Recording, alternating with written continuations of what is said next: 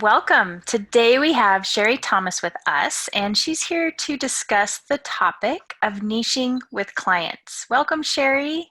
Hi, thanks. I'm happy to be here with you, Laurel. Sherri's a career strategist, international speaker, and award-winning book author. She is the president and founder of Career Coaching 360. She's helping professionals and executives reinvent themselves into an enriching and energizing career. She's spoken at conferences and events across the world, including US, Canada, Israel, Ireland, Vietnam, Haiti, Singapore, Bali, and so much more, which I think is just outstanding. She's also the winner of the 2013 Best Career Book Award by Indie Books. And her book is called The Bounce Back: Personal Stories of Bouncing Back Higher and Faster After a Layoff, Reorg, or Career Setback. She was previously on Amazon's top 10 list for personal branding books as the author of Career Smart: 5 Steps to a Powerful Personal Brand. So just so you know, both are available in hard copy, digital, or audio formats on Amazon and Barnes & Noble. Sherri's also an IICT graduate of ours, and I invited her to discuss this topic because I felt she had such great wisdom to share around this topic and her experiences, especially globally. And she's so excellent at what she does. So let's dive in. Sherri, what inspired you to follow your calling to start Career Coaching 360? Yeah, gosh, I really believe that I did not choose to be a career coach. I really believe that the profession chose me. And I was asked so many times. So I started out, my degree is in broadcasting, and I started out as a disc jockey in Phoenix and also in California. And I was doing pretty well, but I really wanted to go into television. And so I made the decision to go into television. And when I did that, all of my friends were, how'd you do that? How'd you get in TV? And it's funny because when I was a disc jockey, all my friends were, how'd you do that? How'd you get into radio? And I was always more than happy to help them, with their resume and interviewing and things like that. And then when I made the decision to leave television and go into corporate America, all of my radio and TV friends were like, how'd you do that? How'd you get out?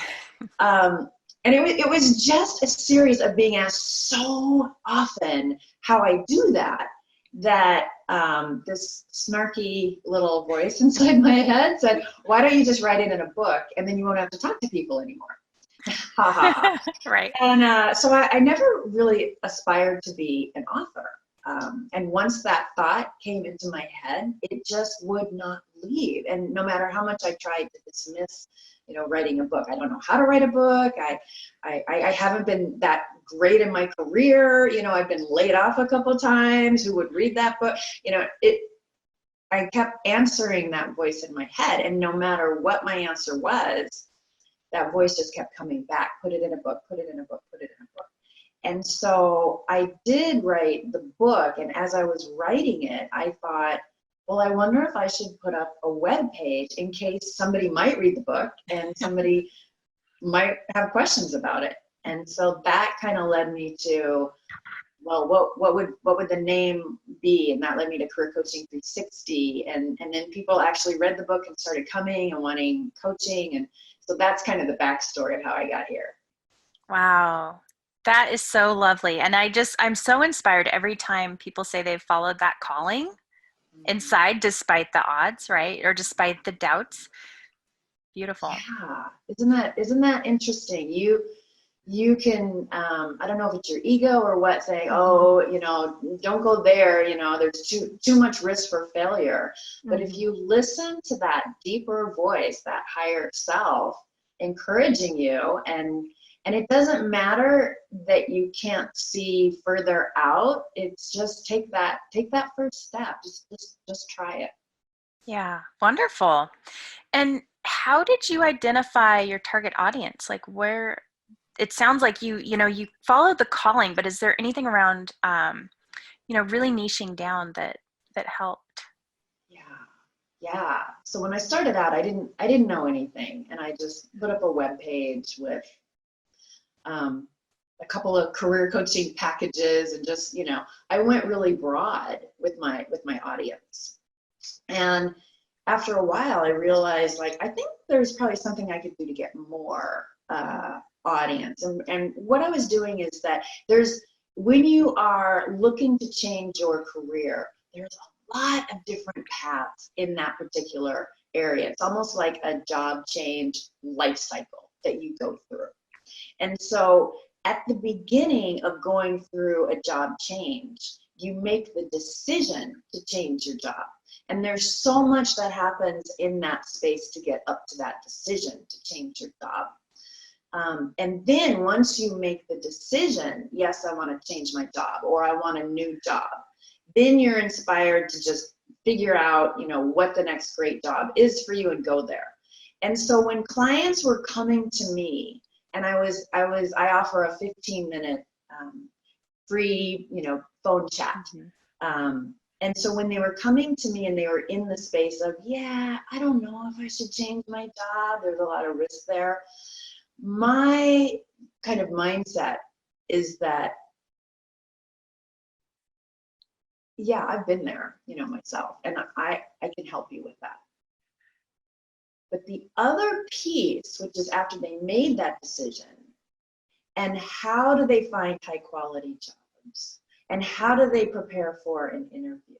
And how do they rebrand themselves? That is what I'm great at. I'm great at that. Nice. So I made the decision that if my potential clients have not yet made a decision that, yes, I want to change my career and I'm ready, that I'm not the best fit for them. And so I'm able to say, I appreciate where you are. That is a deeply personal journey to figure out. I'm not the best career coach for you. But I tell you what, if you do make the decision that you want a new career, that's where I can help you. So once I made that kind of declaration with myself and had that aha moment with myself and could really put that out on my website and do that, it's interesting that I cut off half of my potential clients and I went niche-y, as you're calling it. I was able to go so deep and I was able to get so many more clients and be so much more effective as a career coach for them. Nice. So go with your strengths. Go with your strengths. Yeah. And follow your calling. Yeah, I think that, when I was taking your classes, Laurel, it was so interesting that when we have this deep desire to become a career or a coach, not necessarily a career coach, but a coach in any area, I had the aha moment that it's because we came through this tornado ourselves, a certain particular situation or multiple situations that we figured out, that enlightened us, that helped us grow and strengthen as a human being. And so now we want to go help others and teach them and, walk them through and be a partner on their journey. So that is the area, even though it may have been a painful time, it probably was, and you did get so many great personal insights. That's where you need to be a coach, because you have so much great insights and compassion as a coach that others can't offer in that area. Yeah, that's so true. Yeah, when I first started out, there was this whole discussion around, do you go with something you have expertise in or not? And the more that I've, been coaching, I appreciate the levels of empathy and compassion that I can share with somebody when, I've been in their shoes. So I completely appreciate what you're saying.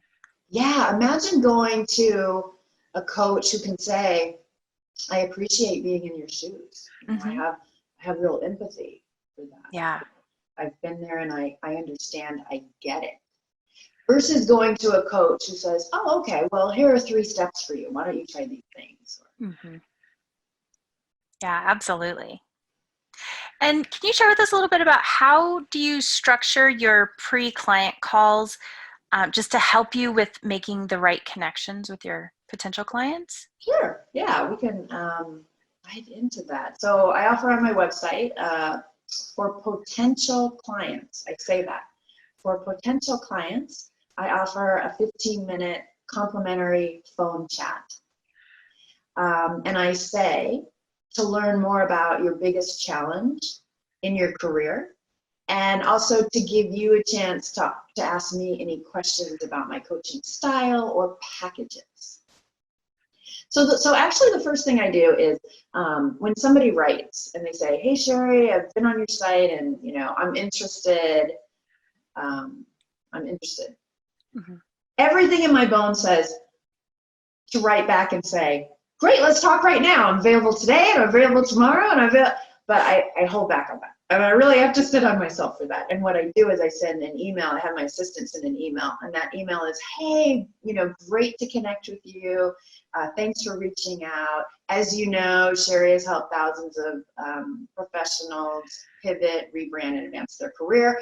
Here are some links to learn more about her. And so I include my bio, I include my customer testimonials, and then I include links to my coaching packages.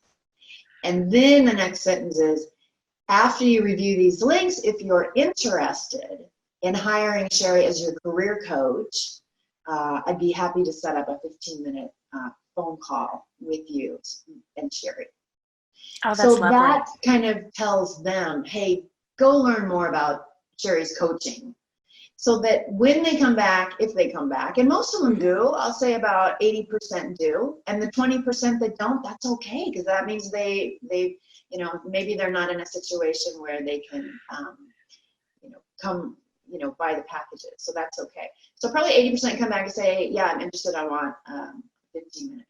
So then I get on the call with them and I say, I usually use this time to learn more about the biggest challenge that you want help with and give you a chance to ask me questions about my coaching packages, my coaching style. Lovely. Now, one thing that's been really helpful to me is I never, ever, ever bring up my coaching packages. I never bring up anything about paying for my coaching. I let them bring it up. I don't, because I've done that before and it feels like I'm selling and it feels just weird and inauthentic to me. So I always wait. I'll ask them questions. Do you have any questions about my packages or anything with my coaching style? I'll ask them that question. But when we get down to pricing, I'll never say, well, if you have 2 sessions, is this? Or I wait for them to ask. And the thing is, they always ask. They always ask. And once they ask, it's kind of like they open the door to learn more about my coaching packages and talk about money. Then I'll step into that. But I wait for them to ask that question. Okay, great. And when you outline your packages, do you include your pricing or? I put them there. Okay, so on my website. I'm so transparent. I put them on my website so they can see it and they can ask me questions. Oh, that's great. Yeah.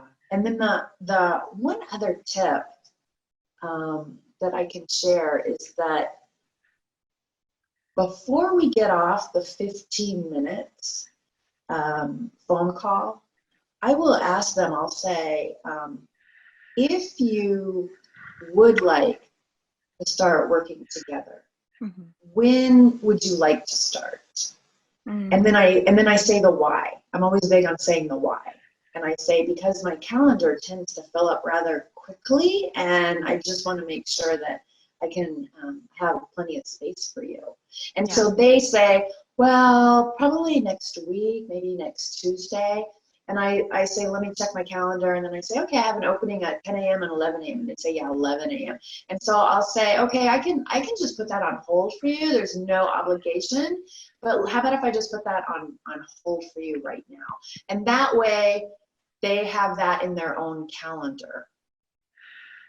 I've found that kind of helps them kind of close the loop on that and gives them kind of a reminder to go take action and actually. Yep. And I love that it's just so it's not pushy. It's like, let's just pencil this in and then you decide. I love that. Exactly. Exactly. Great. And So you've spoken at these, conferences. I'm going to start that over. Because of me? No, because of me. I butchered the first part. Okay. So you've spoken at conferences and events around the world. Can you share with us a little bit about how do you create those opportunities? Sure. Yeah. I'm a big proponent on creating our own opportunities. So, I started out so one of my key target audiences is I have my own, what's it called? It's called project management certification. And so it's like, a coaching certification, but it's project management certification. And I was president of the American Marketing Association. So American Marketing Association is kind of a great place where I go to, share career tips for marketers, and also project management associations is a great place for me to share that. So whenever I travel, vacation, pleasure, or it can be business, I will look up the American Marketing Association in that particular city, and I'll also look up the project management chapters in that particular city. And I'll write to them and I'll say, hey, I'm coming out there. I'll be out there for a few days. And I send them my bio. Here's what I speak about. Here's who I am. If you're interested, I'd be happy to talk to your chapter. Let me know if this is of interest to you. And so almost always they write back and they say, yeah, this sounds great. And I will say, do you have a budget for speakers? Do you have a budget for external speakers? So I would say 90% of the time I get paid. And I tell them, I'm already going to be out there, so you don't have to pay my travel costs. So 9 times out of 10, I will get invited. I've started doing this when I travel externally, meaning, all across the globe. So I had a layover coming up in Singapore. And so I sent out a note to, I think it was my connections in LinkedIn in Singapore. And I said, hey, I'm coming out to Malaysia. I have a layover for a day and a half in Singapore. And I said the same thing, here's my bio and here's what I do and here's what I can speak about. I can speak about building influence and credibility in your career. I can talk about rebranding in your career. I can talk about advancing your career. And so I send this out there. And a lot of times people will respond from different organizations and say, yeah, our organization would love you. When I went to Ireland, in fact, I was going to Ireland and I wrote my first book in Ireland. I just checked myself into a bed and breakfast for 3.5 weeks, and I just wrote. I wanted to go someplace where my creative juices would be flowing. What I did then is I looked at Ireland. I did a search for coaches, and I believe I did a search for career coaches. And it led me to a wonderful woman. And I wrote to her and I said, hey, you seem fantastic. Here's a little bit about me. I'm going to be out there from, June 1st to, June 25th. I'm wondering if there's a way we can collaborate on a workshop. And she wrote back, yeah. And so we ended up giving a workshop in a castle in Dublin, Ireland. I mean, it just leads to phenomenal things and experiences. Oh, I love it. Wow. Yeah, so it's not even just associations. You can just do some research and reach out to people you resonate with. Nice. Yeah, you could link, if you have a LinkedIn profile, you Mm-hmm. can reach out to your LinkedIn connections or Facebook connections, or any kind of associations, or, now that you have people going through your integrated training, Laurel, it could be looking at different types of coaching chapter, the ICF Yep. chapters that are out there. It's such a beautiful thing to collaborate, and it's such a big world out there. And I found that most people really want to know about your expertise. They really do. So I was so shocked. I went to Kenya to go on a safari. I went on an 11-day safari. And so I looked up and I found that Kenya, Nairobi, has a project management chapter. And that blew me away. And Yeah, so who would have I thought? wrote and I said, hey, I'm going out there. I'll be out there, on these dates, and I could come in a day or two early or stay a day or two later, and, I'd be happy to. Now I think they did not have a budget. And I said something like, pay my taxi cab fare and, let's have dinner, and I'm happy to have dinner with your board. And it always leads, it always leads to clients. It always leads to clients. Mm, wonderful. Thank you so much for sharing. Okay, is there anything else you want to share with the audience? Oh, I don't, I think I've shared just really, getting some clarity on what is most meaningful to you. Mm. It's interesting. So I've been, for 10 years, I've had my own consulting practice. And I'm learning myself that I need to be in a different level of conversation. Mm. I'm not as excited to be with clients who simply need to have a resume redone or understand how to prepare for a job interview. It doesn't excite me as much anymore. So I'm realizing, why is that? And just checking in with myself. And I'm realizing that for me now, after 10 years, I need a different level of conversation to get into. And so I'm figuring out what that is. So I think it's good, to start out. And but I think it's good that just because you've built a brand and you have a niche, doesn't mean you have to stay in that niche. Doesn't mean you have to put yourself in a parking spot there. Mm-hmm. Figure out where your genius zone is. Maybe you'll be in your genius zone for a year, 5 years. Maybe you'll be in your genius zone for 20 years. That's awesome. But just check in with yourself, maybe once a year, maybe at the beginning of the year in January. Every January, check in with yourself to see if this is where you want to be, or if maybe you want to slightly shift and have different types of meaningful conversations for you and your clients. I love that. Thank you so much for sharing today and sharing all of your wisdom. I already have these tips I'm going to go and implement today. Thank you. And I always learn so much from you, Laurel. I love one of the great things I've learned from you is asking powerful questions. And that was one thing that was a game changer for me. And I find really interesting is I'm always looking for powerful questions and giving my clients space to think through those. So thank you. Wonderful. All right. If you are interested in working with Sherri or learning more about the work that she does, you can find her at careercoaching360.com.